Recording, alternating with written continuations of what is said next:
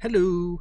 Welcome to the channel. I'm the Social Justice Game Master, and today I want to talk to y'all about the Immersion system. It's a pretty nice system that is going to help you set the mood at the table that you're going for and reduces the game prep that you have to do before the games. Here's how it works. Any player can create something new that wasn't in the setting before, like an NPC, a faction, a place, an item, or an enemy, and add it into the story. In exchange, they get an in-game bonus. Players provide the backstory, the image, and the stats for their creations. And if you want to push that system a little bit farther, you can allow for any sort of fan art, like costuming, drawing, song making, things like that.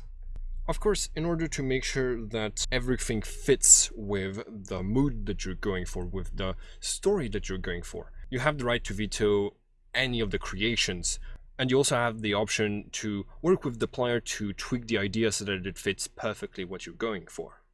This system comes to us from Sauce, the philosophical role-playing game that I'm trying on my secondary channel. There's a link if you want to have a look. So what does the immersion system do for the creative players? Well, it depends on the game. So for example, in Sauce, you get a +1 to all of your stats for each immersion point that you have.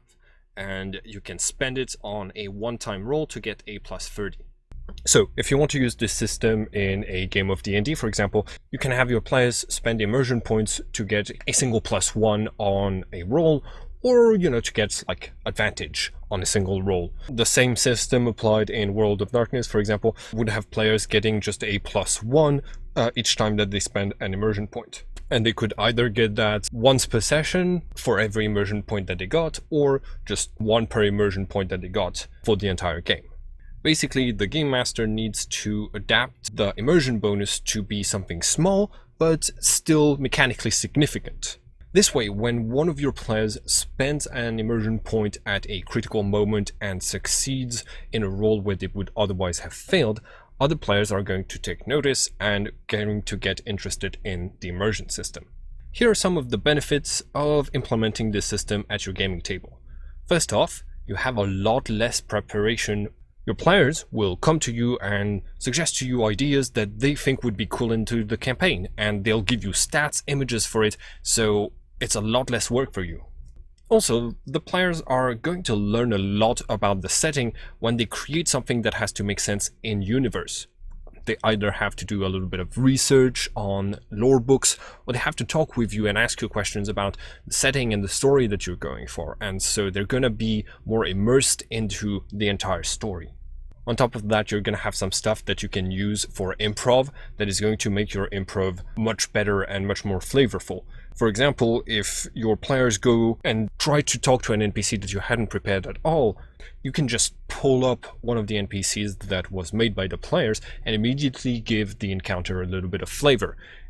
So if there's stuff you haven't planned in putting in the campaign just yet that your players have made, you can use it for moments where you weren't expecting the players to do something, and so you have to come up with something quickly.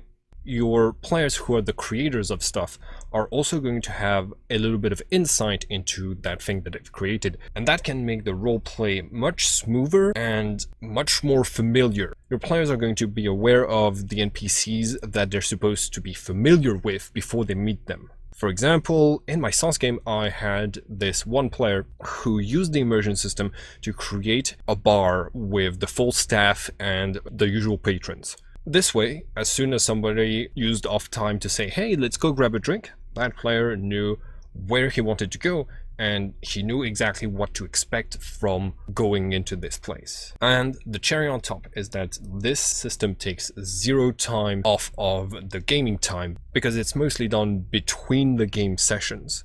So it rewards creative players who have time to help you build up the story and build up the setting.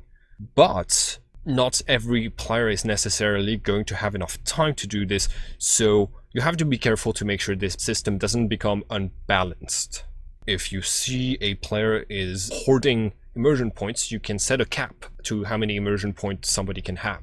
You should try this if you struggle with making some interesting NPCs, and also if you're a player who's the creative type who would benefit from a system like this being implemented. Well, you can show your game masters this video and ask them if they want to use that system. Hey y'all, thanks for watching the whole video. Please like and share and subscribe so that I can keep making content like this. Also, please consider having a look at my other channel.